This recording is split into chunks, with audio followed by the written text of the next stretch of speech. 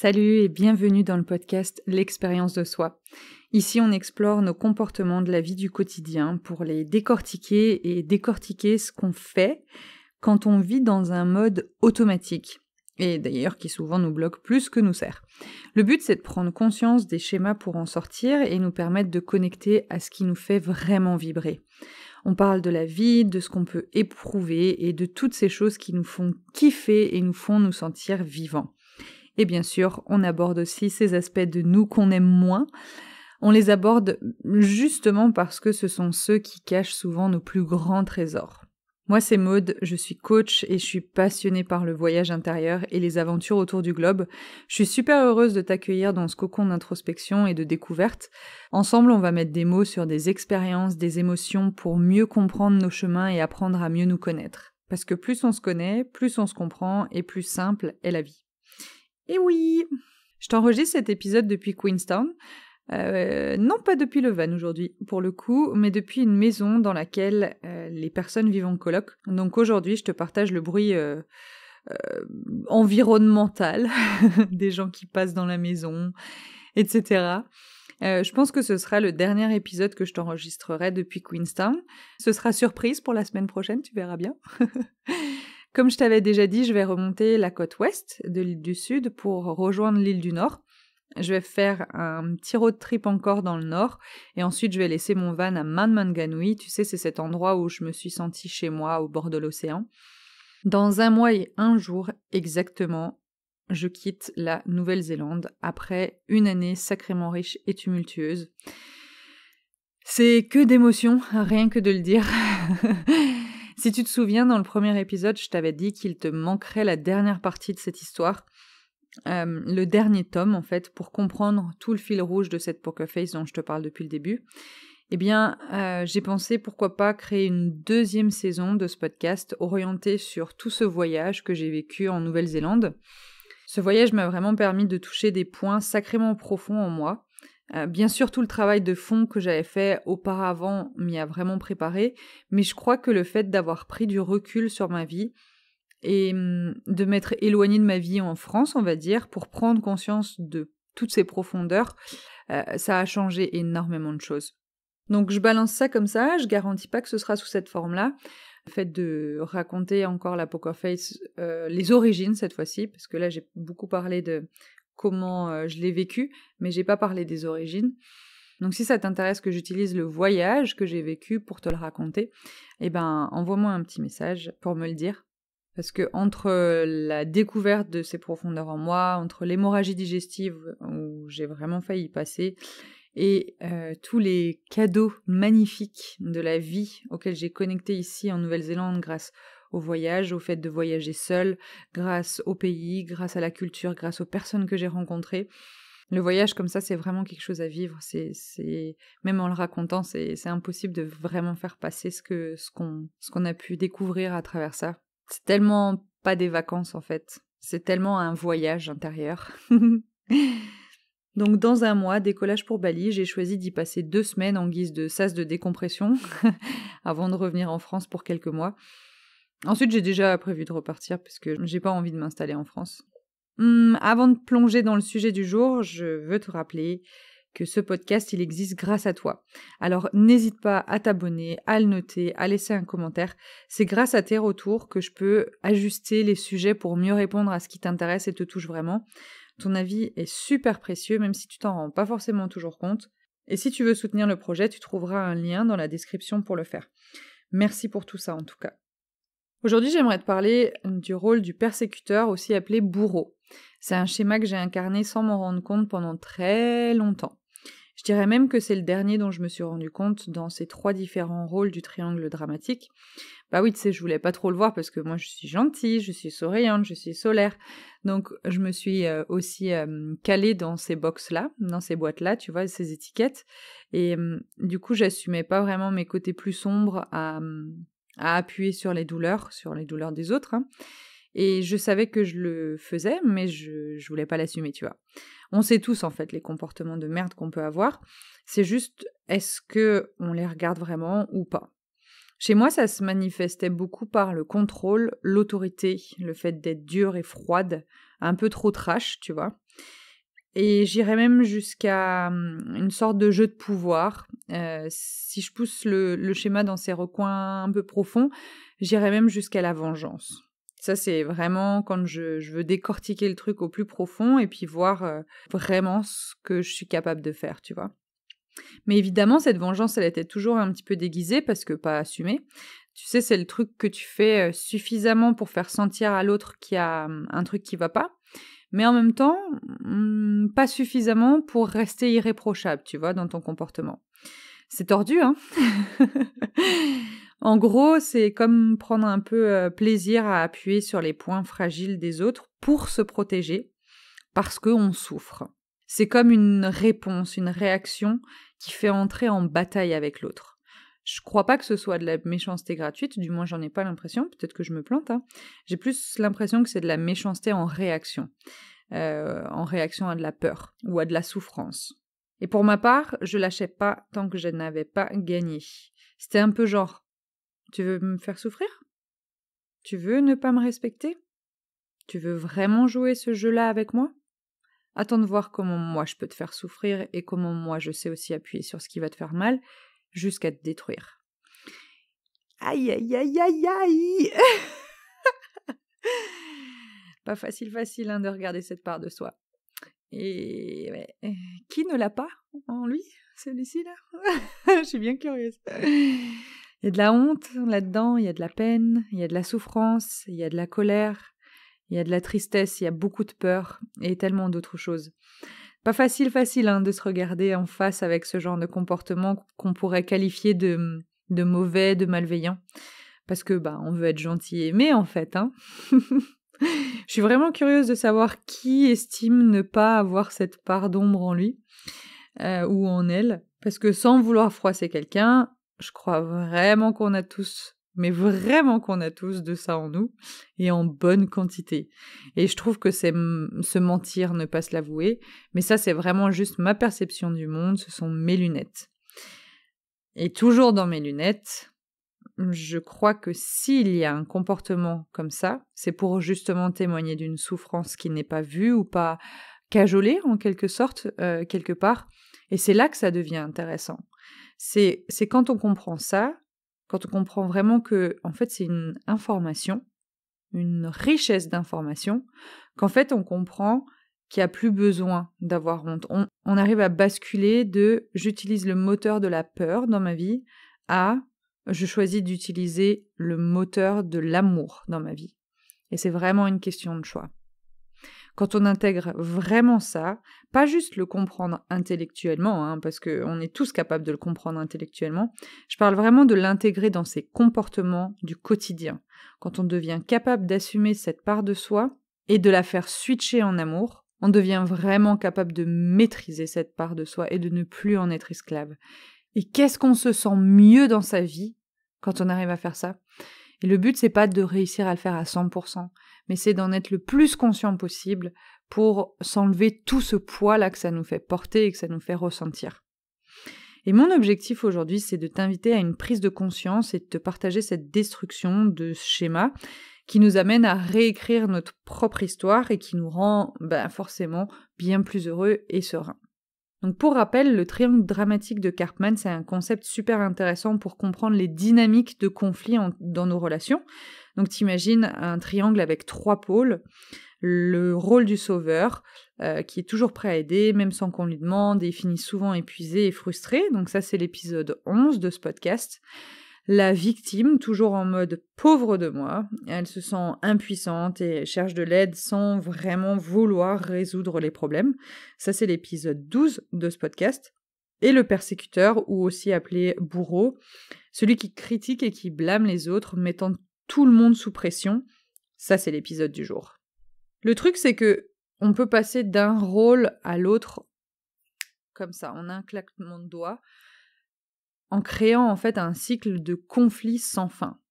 Tant qu'on ne sort pas de ce triangle, c'est vraiment un cycle de conflits sans fin.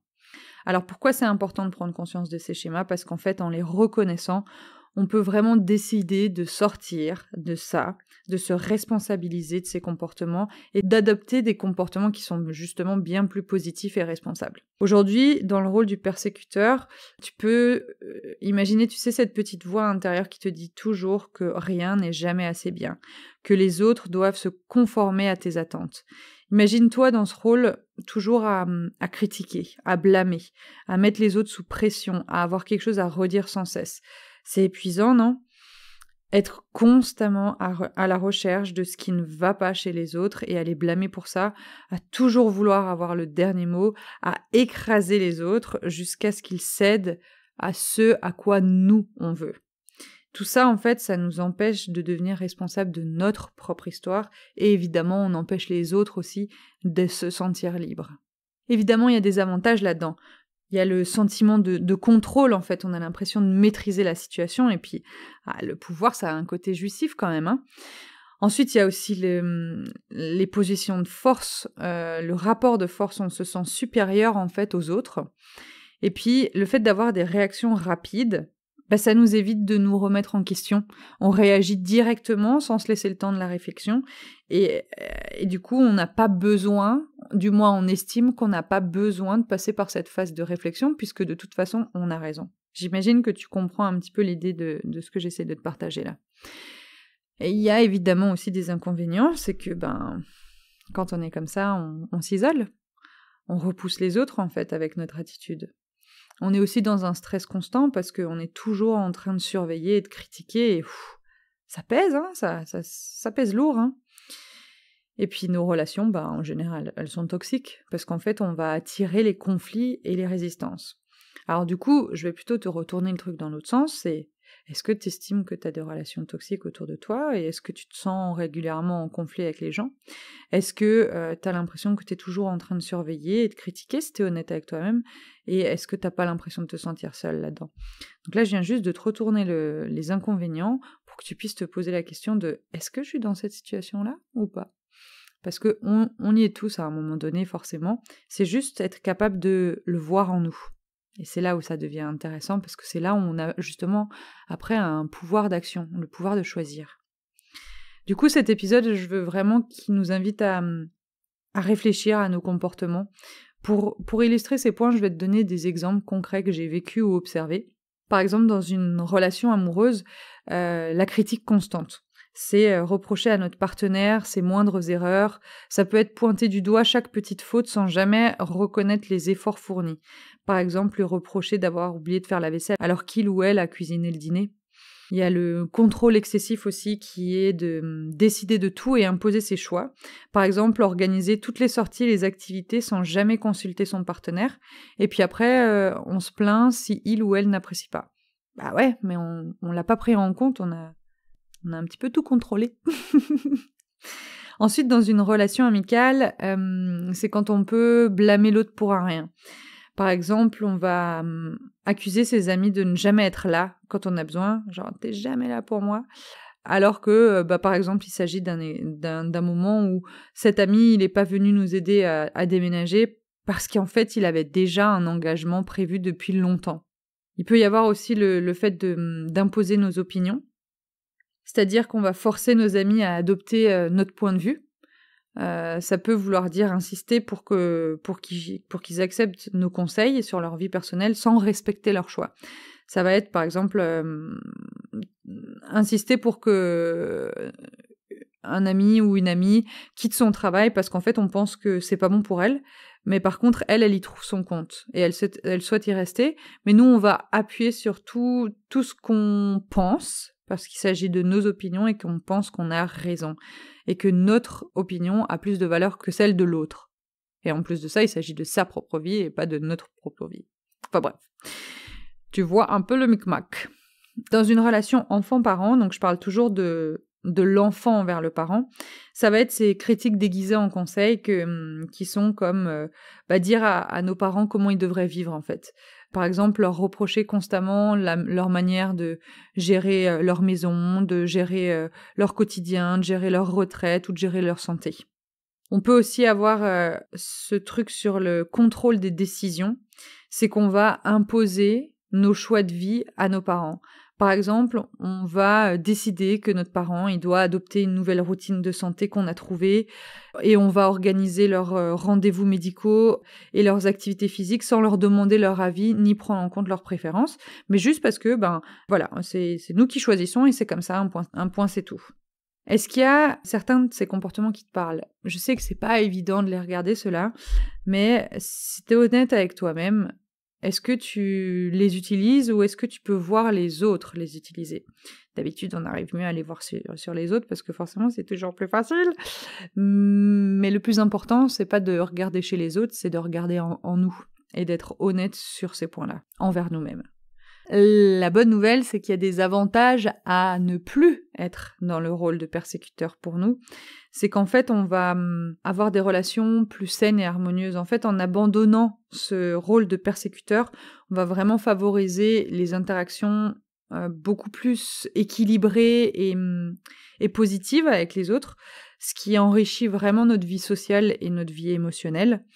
On se sent beaucoup plus tranquille et moins sur la défensive. En fait, on se sent vachement moins agressé au quotidien. Et on se rend compte que ça peut être léger et il peut y avoir de l'amour un petit peu plus facilement et on n'a pas besoin de se battre. C'est vraiment ce truc-là, c'est vraiment cette sensation de il n'y a plus besoin de se battre contre les autres. Et ça, c'est tellement agréable. Ça nous procure aussi, une meilleure santé mentale quand même parce que clairement, en cessant de critiquer constamment, on réduit notre propre stress et notre propre anxiété, ce qui améliore notre bien-être général et notre équilibre émotionnel. Et puis ça augmente aussi notre estime de nous-mêmes, parce qu'on adopte une attitude beaucoup plus bienveillante envers les autres. Alors oui, c'est un mot qui est utilisé dans tous les sens, mais c'est exactement ça, c'est une attitude plus bienveillante. Du coup, ça nous permet de développer une image de soi plus positive et on renforce notre estime personnelle. Ça veut pas dire baisser la culotte et dire oui à tout, pas du tout. C'est juste qu'on n'est plus le provocateur de la persécution. En fait, on traite les autres de la manière dont on aimerait qu'ils nous traitent et ça change la vie. Ça change la vie des autres et ça change notre vie. Et puis pour notre entourage aussi, le fait qu'on se responsabilise de ce comportement, ça leur permet de s'épanouir aussi. Parce qu'en fait, on va les encourager plutôt que les critiquer. On va les aider à se découvrir et à grandir. Parce que le moteur de la vie, c'est l'amour. Ça fait un peu phrase cucu, mais c'est vraiment ça, en fait. À partir du moment où on arrive à switcher ses peurs en amour, notre vie, elle change. Pour notre entourage, il y a aussi beaucoup de soutien et d'empathie qui vont pouvoir être partagés. Parce que on va pouvoir écouter beaucoup plus activement nos proches, sans les juger, sans les critiquer sans cesse. Et du coup, ça crée un espace de compréhension et de soutien et de confiance, en fait. Ça renforce tous les liens. Et évidemment, on réduit les conflits. Parce qu'en fait, en adoptant une attitude avec l'amour comme moteur, en se considérant comme allié et non plus comme ennemi, on diminue clairement les tensions et les conflits dans nos relations, ce qui crée une atmosphère beaucoup plus paisible et agréable. Pour tout le monde. Tout le monde, tout le monde. Donc si tu te retrouves souvent dans ces schémas et que tu veux vraiment changer les choses, on a 2 manières de travailler ensemble. Soit les sessions individuelles, il est temps d'oser. Imagine en fait un espace où tu peux parler librement, sans jugement, et où quelqu'un est là pour t'aider à comprendre ce qui te bloque vraiment. C'est exactement ce que je propose dans ces sessions individuelles. On va plonger au cœur de tes défis personnels ensemble et je vais te guider pour pouvoir trouver tes propres solutions. Pas celles qu'on te donne toutes faites, mais celles qui te correspondent à toi, avec qui tu es. Donc si tu veux te sentir plus confiante, plus libre, ces sessions sont là pour toi. Et tu peux réserver ton créneau via le lien dans la description de cet épisode. Et ensemble, on peut commencer ce voyage vers le changement. Soit, il y a la Namasfuck Academy. Maintenant, imagine un endroit où tu peux vraiment explorer qui tu es, ce que tu veux et comment y arriver. C'est exactement ce que la Namasfuck Academy t'offre. On va travailler en profondeur pour déraciner ces schémas qui te freinent, pas seulement les masquer. Et je serai là à chaque étape du chemin pour t'aider, te soutenir et te motiver. Donc si tu veux une transformation qui va au-delà des apparences et qui touche ton cœur et ton âme, la Namasfuck Academy est vraiment faite pour toi. Si ça te parle, dans ce cas-là, viens en découvrir plus sur la Namasfuck Academy et ensemble on fait ce pas vers une vie qui te ressemble vraiment. Tous les liens sont dans la description de ce podcast et tu peux aussi m'envoyer un message directement si tu veux qu'on en parle d'abord. C'est vraiment drôle pour moi drôle entre guillemets, de poser ma voix sur le podcast parce que comme je te l'ai déjà plusieurs fois dit, ça me fait aussi bosser moi de mon côté et ça me permet de voir évidemment tout ce que j'ai encore à changer, enfin que je veux encore changer, c'est plutôt dans ce sens-là, et tout ce que j'ai déjà changé. Et c'est vraiment drôle de voir comme beaucoup de choses ont changé pour moi maintenant parce que j'en parle aujourd'hui d'une manière tellement différente de comment je pouvais le vivre il y a quelques années. Et c'est vraiment un chemin. Et c'est tellement chouette de s'arrêter en chemin et de regarder derrière soi et de voir tout ce qu'on a déjà accompli. Je t'invite vraiment à faire ça aujourd'hui, maintenant, dans les minutes qui vont suivre ce podcast. Prends ce temps pour te dire « Putain, ouais, j'ai déjà changé tout ça dans ma vie. Putain, ouais, j'ai déjà accompli tout ça dans ma vie. Putain, j'ai déjà vécu tout ça dans ma vie. » Je t'invite même à lister 10 choses comme ça. Au début, peut-être que ça viendra pas tout de suite, mais tu vas voir une fois que ton cerveau il est en mode « Ah, vas-y, on y va, on se fait plaisir », tu vas en avoir des choses à te remémorer. Ça fait du bien. Alors fais-toi du bien. Ce que j'ai remarqué me concernant, c'est que ce rôle de persécuteur, le moment où je l'utilisais le plus, c'était dans des périodes où je me sentais pas bien. J'étais beaucoup dans celle qui critiquait et qui imposait ses attentes aux autres. Je dis pas que je le fais plus du tout, pas du tout, mais plus du tout le même rapport. On n'est plus du tout dans le même pourcentage d'utilisation du schéma, disons ça comme ça. Je me rappelle même qu'un jour, il y a plusieurs années, j'ai dit à quelqu'un de proche que je me rendais compte que j'arrêtais pas de juger et de critiquer et de descendre les autres, comme pour moi me mettre plus en valeur. Et j'expliquais ça en disant que ça me faisait pas du bien d'être comme ça, que je voulais pas être cette personne-là, et que je voulais vraiment apprendre à moi m'aimer, me sentir bien et me sentir libre de rayonner, sans pour autant que j'ai besoin de descendre quelqu'un d'autre pour le faire. Et je voulais vraiment arrêter de me plaindre et arrêter de me focaliser sur les mauvais points, et plutôt me focaliser sur les belles choses. Parce qu'en fait, me focaliser sur les mauvais points, j'ai réalisé au bout d'un moment que ça me menait nulle part, à part m'enfoncer de plus en plus. Et du coup, j'ai commencé à me concentrer sur moi-même en premier, et à écouter mes propres besoins, et à laisser les autres être eux-mêmes, en fait, tout simplement, et à comprendre que les autres peuvent m'apprendre des choses de moi, juste en les observant.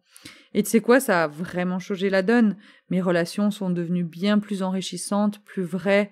Je me sens vraiment soutenue et aimée.